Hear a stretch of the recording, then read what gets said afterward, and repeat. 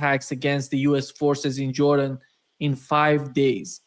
And based on what New York Times reported, the first strike targeted a residential facility at King Faisal Air Base, injuring up to 5 U.S. troops.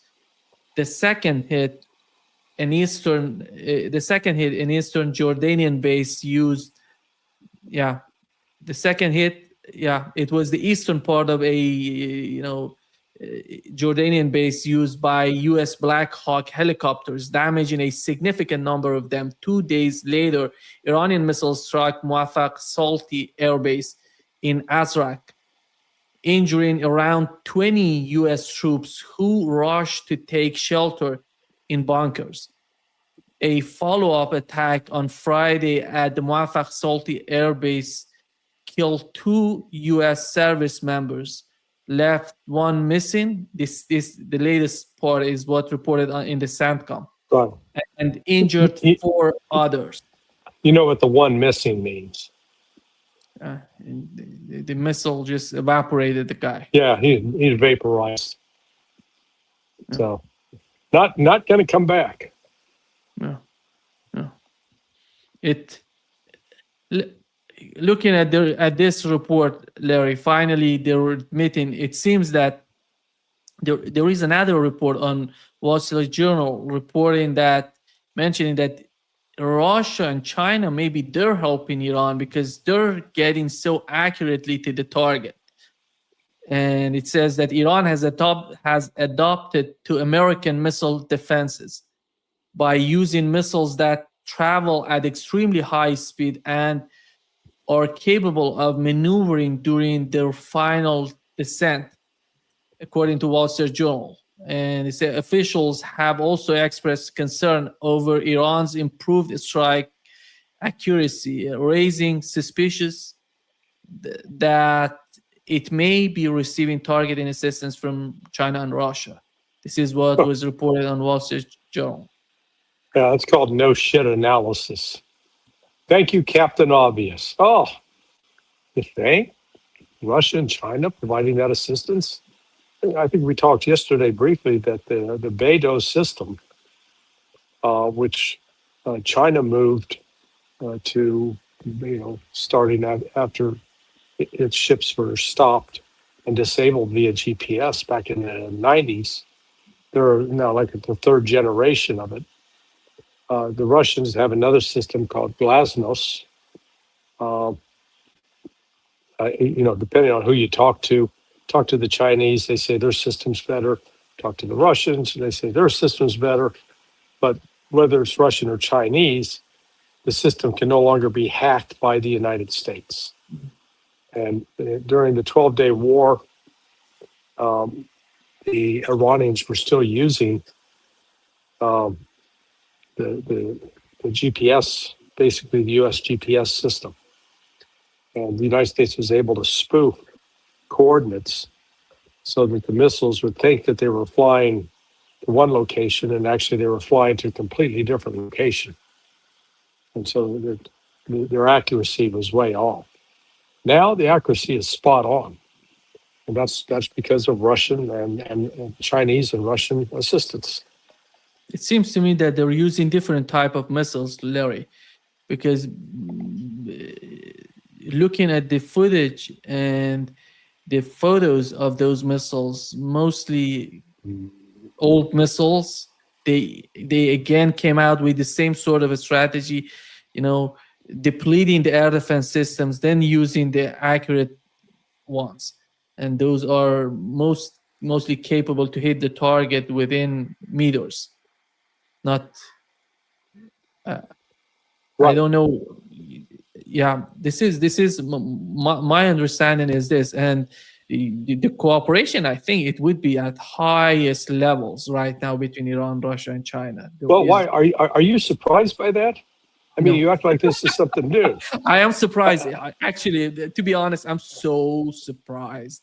Why? Cooperating this China way. and Russia signed basically a mutual defense agreement, security cooperation agreement with Iran back in January. Hello? They signed up to do this exact same thing. Yeah, so don't be surprised. It's, I'm surprised that people are surprised. But Iran, it's possibility that Iran may be firing using some new Chinese missiles. I don't think they're using any Russian missiles.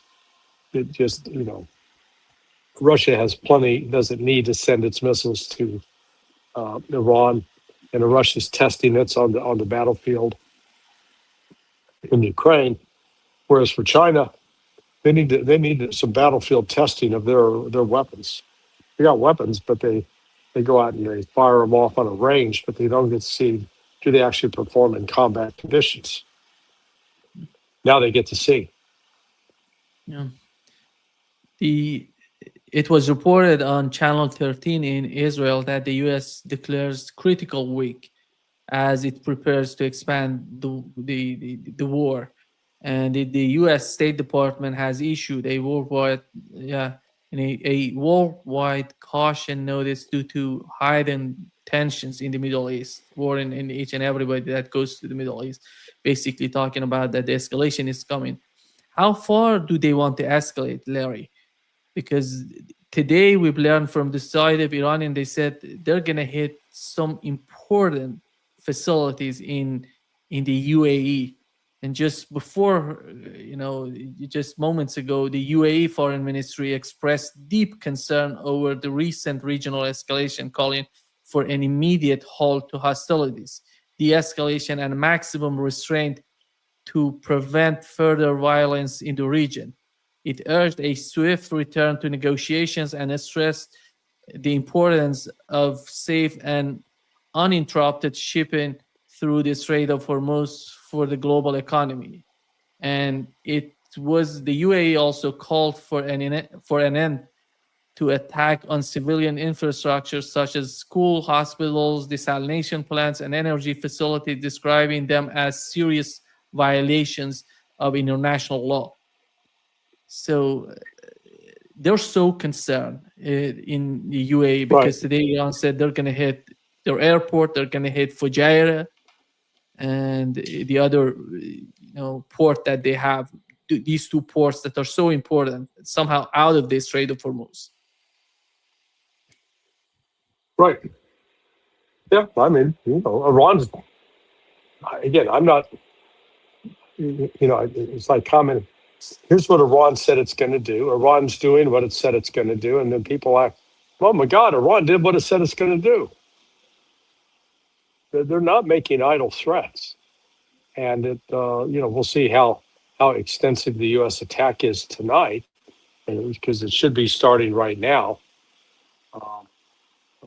But instead of Iran waiting to get hit, they're now taking the initiative. They're initiating strikes. Yeah. It seems that the United States, here some news that came out says the United States 12 F-16s fighter jets from Germany, they're sending them to the Middle East, to the West Asia, and 9 F-35 from the United Kingdom, and they're getting to the West Asia in order to Yeah, so escalate. they had pulled those out, and now it looks like they're putting them back in. And then the key is, where are they going to be based? And that's why I think Iran's going to keep striking Mafraq al-Salti and King Hassan, King Prince Hassan. I've heard different names for the air base in Jordan. I think that's the primary air base where they're operating from, and then relying upon KC-135 tankers coming out of Ben Gurion. So, Iran can definitely escalate this in a variety of ways. If I was them, I would take out every fuel storage tank at Ben Gurion Airport. Take that out. Those damn planes don't fly. Real simple. Same at Mafraq al-Salti and the King Hassan Air Base in Jordan, and then continue to just wipe out the two major military installations in Kuwait, the two major military installations in Bahrain, and then take out Al Udeid and Qatar. And that leaves UAE. Yeah. It seems that the casualties so far is going to be 16. U.S. service members have been killed and 430 wounded. And this is based on the official statements by the Trump administration. What is your assessment of these numbers? No, I think they're lowballing them. They're trying to downplay it, and that's going to be the other thing that's going to cause Trump to seek a new ceasefire. He's going to come back to the table and be begging and pleading. No, we need a ceasefire. Can't continue doing this. But you look at the combination of the oil price. It is, that's. Let's see, where are we at now? Yeah, you're up to 88, almost $89 from Brent. Almost 83 for West Texas Intermediate. Those are big numbers. In fact, I went to the gas station today while I was filling my car up with gas. The price of gas went up 2 cents. Just standing there.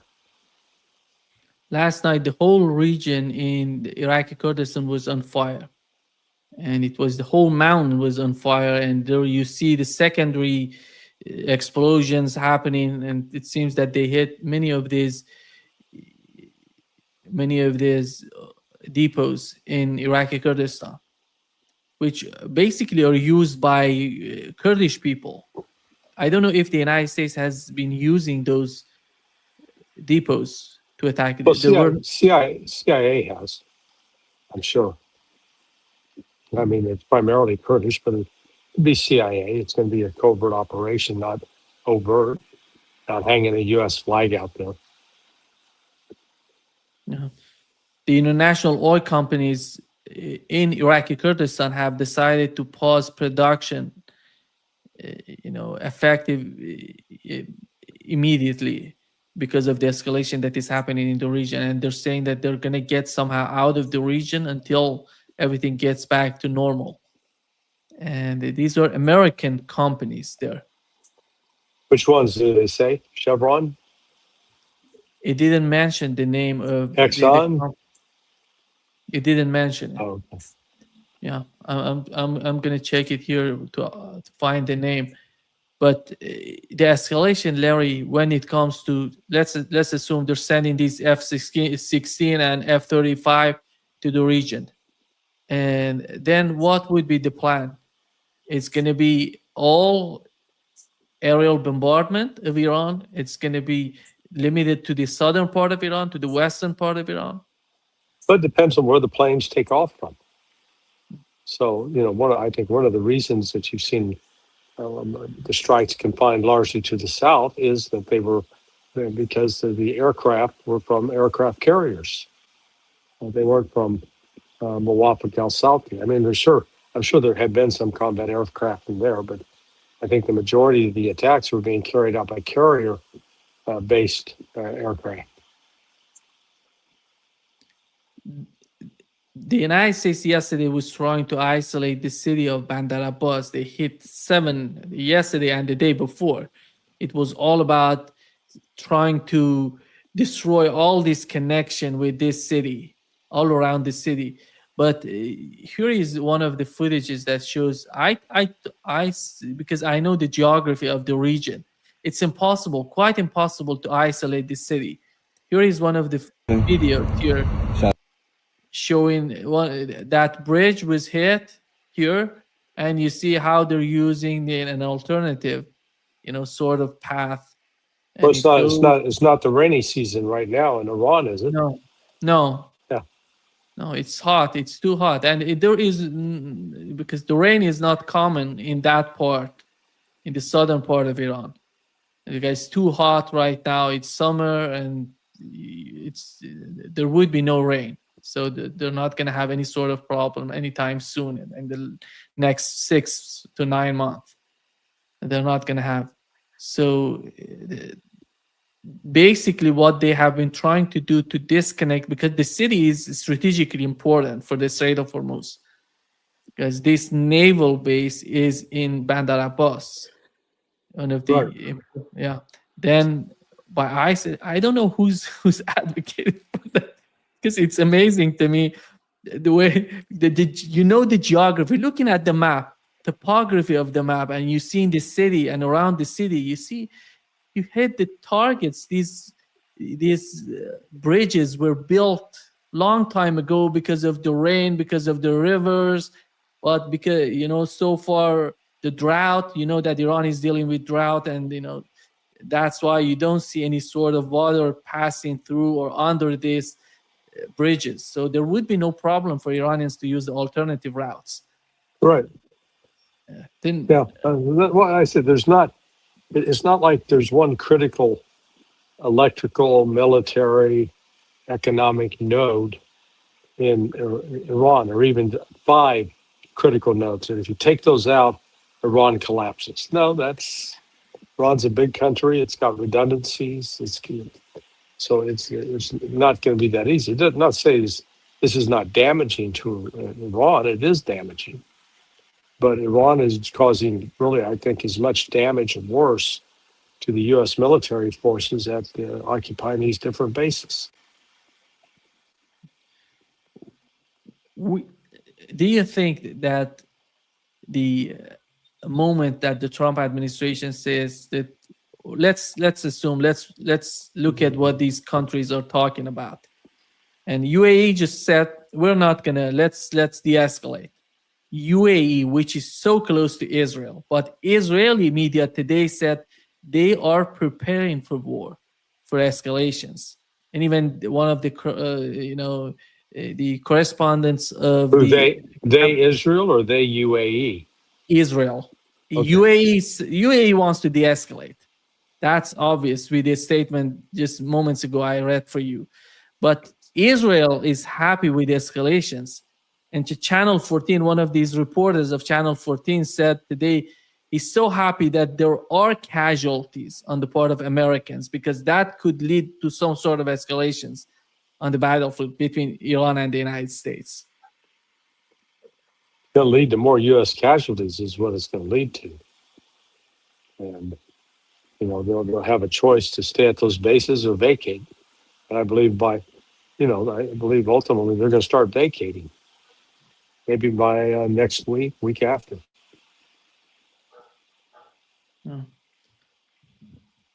Joseph Aoun is Lebanese President Joseph Aoun. He has arrived in Washington, Larry. One part of this battle is in Lebanon, and he's in Washington, and he's going to talk with Donald Trump. Benjamin Netanyahu is going to talk with Donald Trump. They have their agenda. They have their plan. Netanyahu is not going to Washington. No, he's not going to. Then who's going to? Donald Trump going to go there to meet him? Because Israel? They were planning a meeting. They were planning a meeting on Monday, and Netanyahu has decided not to go. So they may have been planning to try to get some announcement with respect to Lebanon, but Netanyahu, for whether he fears that the war is going to escalate and Israel is going to be taking the shots. I'm not sure why he didn't go, but he didn't go. Maybe because of the escalation, because they're planning for the escalation. Yeah, that's one possibility. Yeah, and then Iran going to respond. I don't know what would be the response to these escalations, because at some point they're going to run out of targets. And then what would be that? Are they going to destroy everything in these GCC countries, or they're going to hit some strategic targets? So when you say, to be clear, who's they? They are going to run out of targets. I'm talking about Iranians. At some point, they're going to run out of targets. No, they're not. No, it'll be 3 or 4 months before they exhaust targets in the Gulf. They're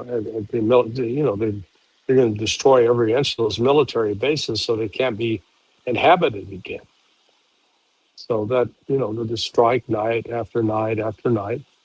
And eventually the U.S. is going to have to abandon those air bases.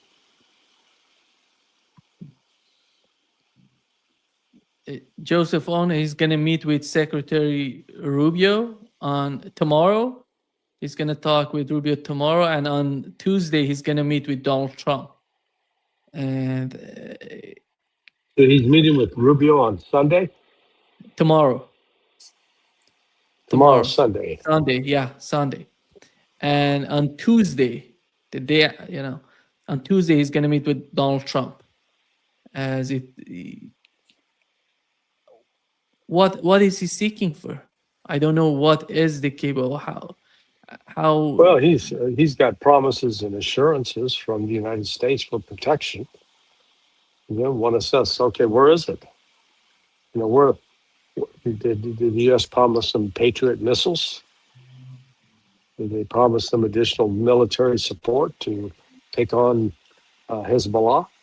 I don't know, but that could be the kind of thing he's wanting to get nailed down. Yeah. Two important, Larry, attacks. We had the attacks in the Persian Gulf as well. It seems that they have mined the southern part of the strait. Was that confirmed in your opinion, or because we had some reports about some areas that were mined and these tankers were hit by these mines? I don't know if Iran has mined the southern part of the strait. Where else would the mines have come from? I mean, are you suggesting they came from someone else? Who would that someone else be? What other country? I think this is, for Iran, it's just easier to mine the strait. That way you don't have to waste any surface-to-air missiles or cruise missiles, anti-ship missiles. You can just let the mines do their work, and they're as effective, if not more effective. CNN reported that the Trump administration has tentatively agreed to allow Saudi Arabia to enrich uranium for its civilian nuclear program under a draft U.S.-Saudi nuclear deal awaiting President Trump's signature. And this is not going to be under IAEA. It's going to be something different, just between the United States and Saudi Arabia. I don't know, how does Israel feel about it? Are they going to let him? They're probably not happy about it, but Donald Trump's obviously not calling them up and saying, hey, is this okay with you? He's doing his own thing.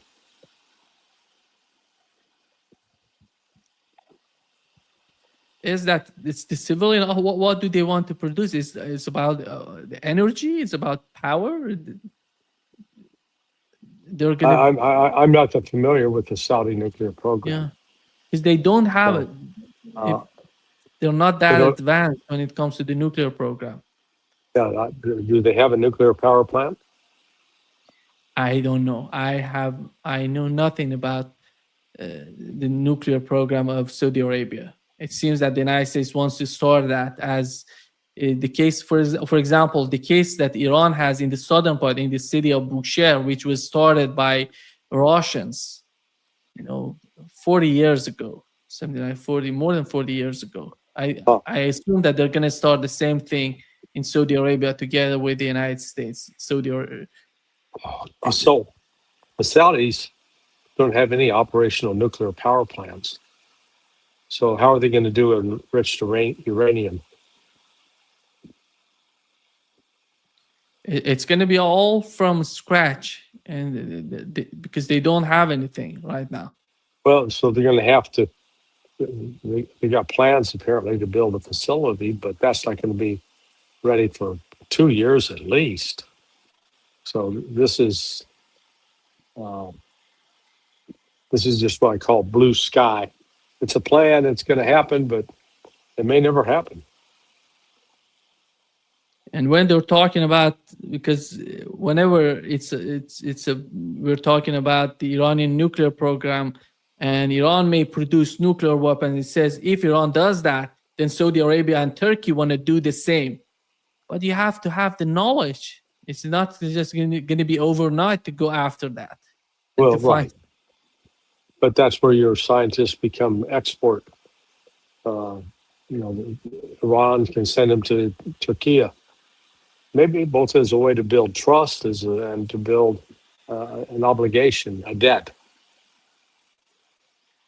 Do you feel, Larry, that if Donald Trump says tomorrow, I'm going to stop, I want to talk again, are Iranians going to get back with the same No, I was agenda? happy to hear when your conversation with Professor Morandi, and I think exactly the same. Iran's going to say, oh, whoa, whoa, whoa, whoa, wait a minute. We're not going back to like it was before. We're going to deal with the current reality. So current reality is you promised to unfreeze assets, but you kept finding an excuse not to. So you're going to have to unfreeze some assets and turn that money over to us now before we do anything else. You know, that's one possibility. The other is, full lifting of the blockade and the sanctions, and get the get the easiest sanction removed right away. Well, maybe involve other countries. Now they're going to ask for a lot up front, and that Israel is going to get the hell out of southern Lebanon. I somehow doubt if Donald Trump wants to escalate to the Iranian energy facilities and, maybe power plants, because that would be hugely devastating for all of these GCC countries. I Well, would yeah, assume that that's going to put a lot of pressure on the oil market as well, because Iran going to hit some significant targets in these countries that would, even opening up this Strait of Hormuz, would not help in any way the oil market. well, I mean, it's going to be the oil market that's going to determine Trump's timeline. So the price, like right now, the price of diesel is about $2 here in the States, $2 higher a gallon than regular gas. And that's because the diesel's produced at a different refinery and it relies upon this heavy crude. And there is a global shortage of heavy crude. I've gotten irritated. I'm just getting grumpy in my old age. I've had some people write in, well, you didn't talk about Canada and Mexico and Venezuela. And I go, yes, screw you. Yes, I did.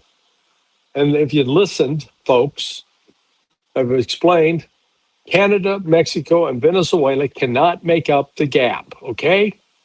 Wake up, world. There is a gap. The amount of sour crude coming out of the Persian Gulf was not just some extra luxury that, oh, good, we got some excess. No, it was a critical part of the global energy picture. It has been now cut off for 5 months.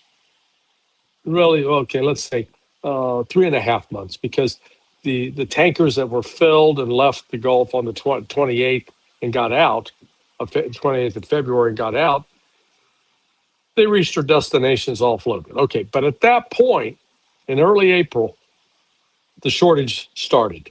And there's been nothing since then other than this brief 2-3 weeks where some oil got out of the Persian Gulf, made its way to Asia. I think 95% of it went to Asia, if not all. So the diesel and aviation fuel, that's the problem. Wake up, people. There is no alternative to that. It can only be made with this heavy crude. Well, no, that's not true. You can make it from light crude. Yes, you can, but those refineries are being used to make regular gasoline. They're not set up and designed to produce diesel and aviation fuel. So, God Almighty, this is, people wake up. This is what's going on. Sorry, I'm grumpy. I talked with Mark Sloboda, Larry, and we were talking about the situation in Russia as well, because the oil from Russia is so important for the market. They're 11% of the oil, of the energy. And it seems that despite having all these difficulties of Ukrainian drones, Russia has adopted to be patient, continue the war of attrition instead of attacking drastically one of these countries in Europe or other. The perception on the part of Mark was this, that Russia going to continue. The only way that all these propaganda machine that is working 24/7, it's all about forcing Russia to do something, differently from what they have been doing so far. It means that attacking some of these countries, NATO countries, that may bring some sort of escalation.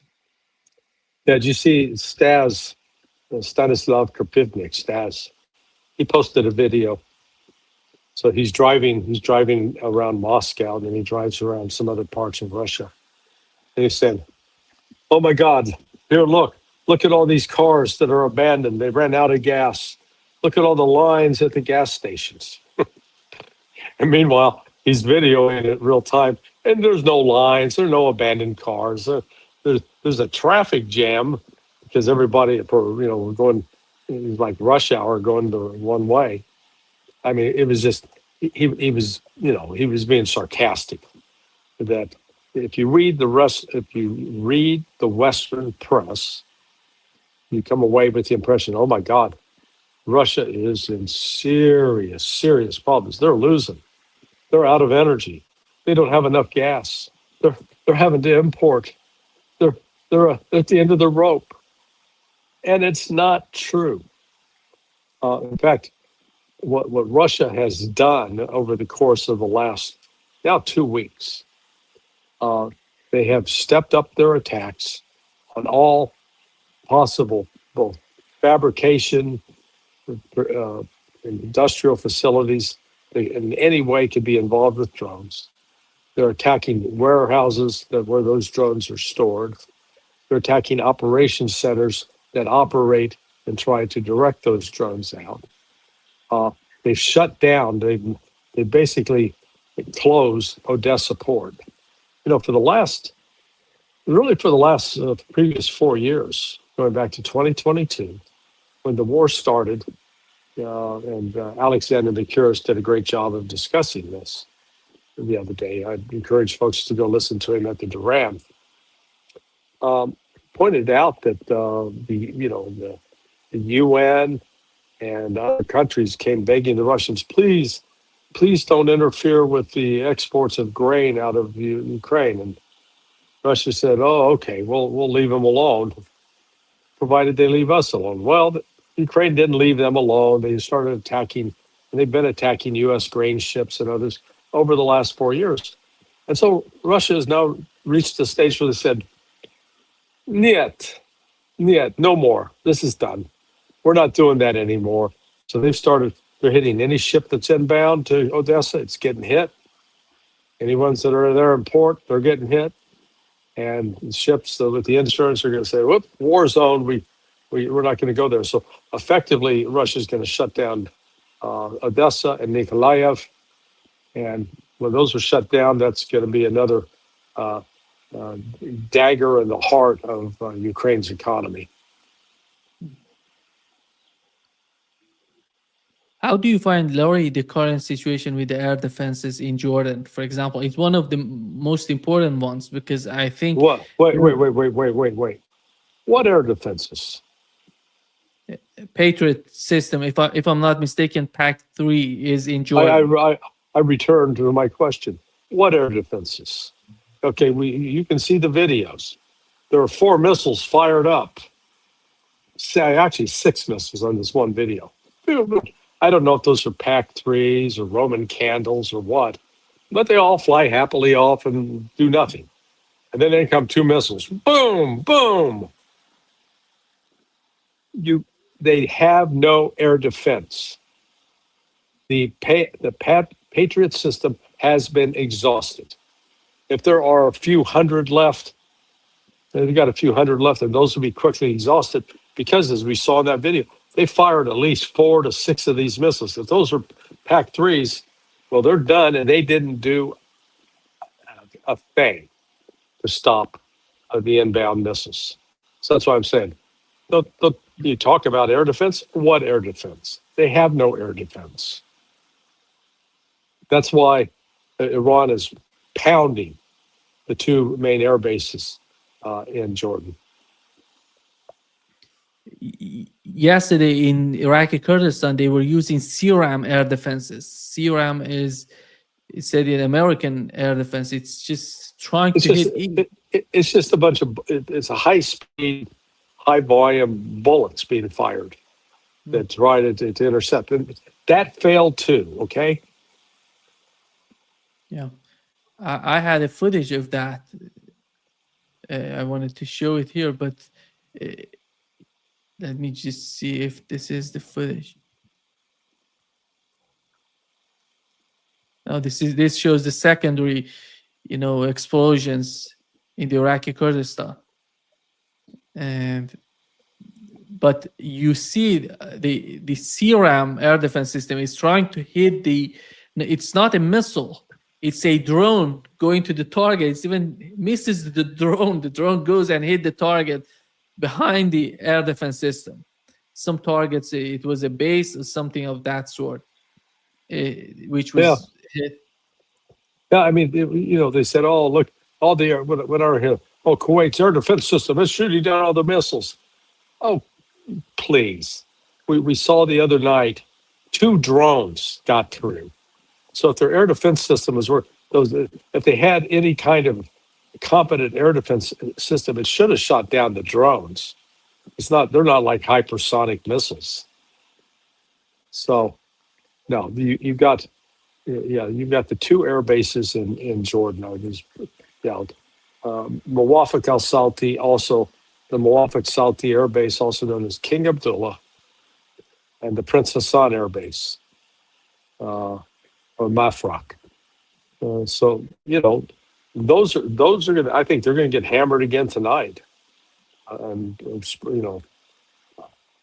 I think we're at the stage where, you remember in the first 40 days of the war, that they would launch wave 1, wave 2, wave 3. Iran would have launched wave after wave after wave of ballistic missiles.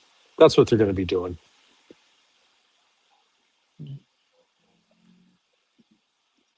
In the UAE, we know that the Israelis, they have sent air defense systems, some part of Iron Dome, if I'm not mistaken. It's something similar to Iron Dome in the UAE.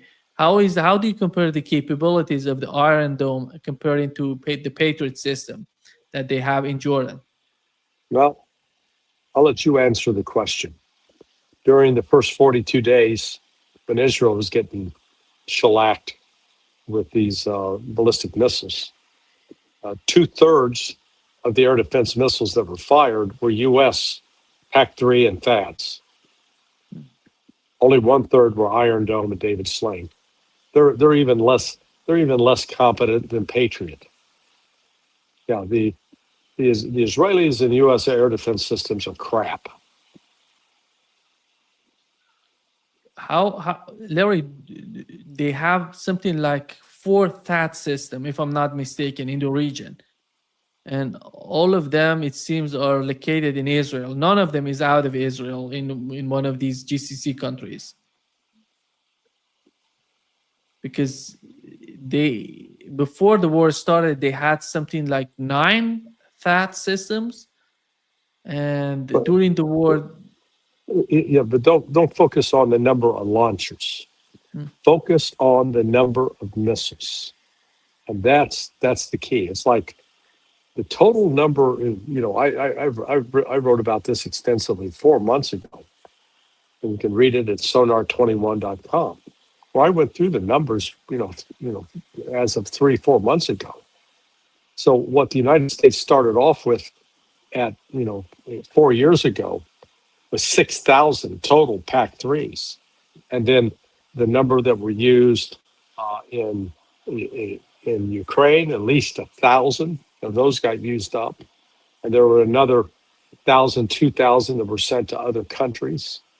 Then the United States used some, and a number were used during the 12-day war, and now a number. It's just they're literally down to, I think, much less than 1,000, probably less than 500. It's in a critical stage, and Lockheed Martin can't produce more of them right now because no rare earth minerals, or what they produce is in a very limited supply because they're drawing up on a limited stock of whatever rare earth minerals supplies are left in the United States. Even the I don't know what you hear from the Pakistani sources, but the Pakistani Ministry of Foreign Affairs said that the memorandum of understanding must be adhered to and further escalations avoided. At this moment, I see no one in Iran talking about the MOU anymore. But the No, Pakistanis they believe that, declared they declared it dead, right? yeah, So, but who was the first one to declare the MOU was no longer applied? Was it Iran or was it the United States? yeah, it was the United States. Okay, so if Pakistan's got anything to say on this, say it to Trump. Tell Trump, hey, you comply with this. Trump has broken every single paragraph of that agreement. And Iran's now said, okay, that agreement is no longer valid. It's a void. It's dead. And as we mentioned earlier, if it comes back, if they try to get back to the MOU, Iran's not going to say, oh, okay, let's give it another shot. No, it's politically unpopular in Iran for starters. So the United States is going to have to do very concrete things, such as immediately unfreezing some assets, lifting all of the sanctions, get the blockade, stop with the blockade, and lift other sanctions as well. Iran's not going to screw around on this. They've done enough. Oh, trust me, bro. We'll live up to this agreement. The United States hasn't lived up to a single damn agreement that it's signed. It broke the ABM. It broke the INF. It broke the MOU. It broke JCPOA.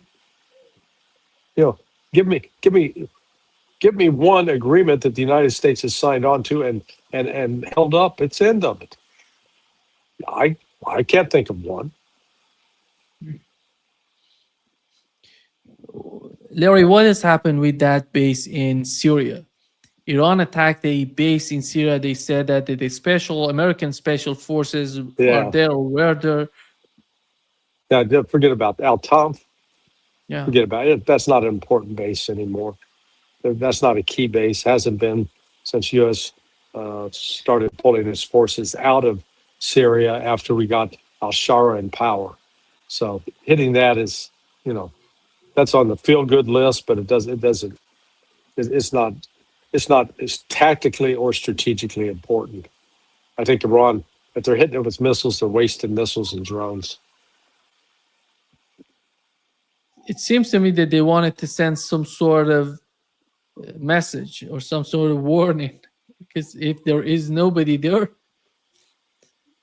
well, that's why what do you need? Send the message where it counts. Send the message to Kurdistan or Erbil.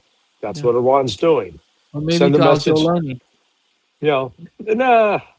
At this point, Iran's not looking to expand the war with Syria, and Jalani up to this point is, even though he's been under pressure to start attacking Hezbollah, I think he smartly recognized, we don't want to get into that. We go down that path, and because it's going to bite us in the rear end. Because they had the military advisor to the supreme leader of Iran last night said that if the United States, the next 2 days, it depends on the behavior of the United States. If they try to escalate, we're going to attack each and every base that the United States has in the region. And because they want their strategies to hit all of these targets without considering which country is that. And I don't know what would be the outcome for Donald Trump out of these escalations. If the munitions, if the interceptors are that are they're short of ammunition, they're short of interceptors. So what is the main point of continuing this? Okay, taking more casualties? And Well, no. Remember, they believe. It's important to understand. Once you get a belief in your mind and you're acting on that belief, you continue with that belief until you are faced with circumstances that force you to say, "I'm wrong. My belief is wrong." Trump has been convinced by the likes, I'm sure, Stephen Miller, Marco Rubio, maybe Hegseth, maybe Ratcliffe, that all we got to do is just put this economic pressure on Iran. Okay, that they can't export oil from Karg Island, that we cut off Bandar Abbas, that Iran will collapse, that they won't be able to continue to block the Strait of Hormuz. Now, that's what they believe. If I was involved, asked to come in and make a presentation to counter that, I would say, okay, let's ask some questions. How many coastal cruise defense missiles does Iran have that we know they have? And the answer is going to be, we don't know. Where are they located? Well, we've identified some sites. Right, you've identified some. You haven't identified all. That's number one. Number two, can those sites, if they're struck, how quickly can Iran reconstruct them or put them back into operation? Is it a day? Is it 2 days? Is it a week? Is it a month? I'd argue it's a very short time period, less than a day, maybe 2 days tops. But that's not their only. That's not their only weapon. They've got mines, and they're doing. I think they're loading up the Omani Strait now with mines. They do that. They don't have to waste any coastal defense missiles. Just let the mines do the work. These ships will invariably run into them. The mini submarines, underwater drones, they still got those. They haven't used those in any quantity yet. So, but the United States, until the United States realizes, okay, we've launched all these airstrikes, we've expended all these missiles, whether it's JDAMs, whether it's harmed missiles, whether it's harpoons, whether it's tomahawks or JASSMs, that we're depleting these stores. We do not have production cycles that can replace what we're using up. So maybe we need to now step back and figure out another alternative. And that's, I think it's going to take them a week and a half to figure that out. And maybe quicker. The more these casualties pile up, the more casualties Iran inflicts on the United States, the less enthusiastic the United States is going to be about continuing this. And then what happens if Iran says, they get enough anti-ship missiles and they're able to they hit one or more of the carriers or the carrier strike groups, a destroyer. That's going to have an effect. To be honest, I don't see Donald Trump being that concerned about the casualties. The guy doesn't care about anybody but himself. And well, he said, here is what he said. If Donald Trump reacting to the 3 American soldiers were killed, he said, "Wow, it's so sad. You hate to see it, but we'll never allow Iran to have a nuclear weapon." It reminds me of his reaction his reaction to the assassination of Charlie Kirk. It's remarkable. You can see the differences, the way he reacted to Lindsey Graham and to these people who were killed on the battlefield, or to Charlie Kirk. The guy, he doesn't care. Lindsey Graham was important because he was doing a lot for him, lobbying, negotiating, talking, facilitating. He sees everybody as a tool. If you're a good tool, he's going to be. After all, it seems that maybe these sort of casualties would put pressure on the political parties in the United States. I don't know how these. Yes, it's true. You're right.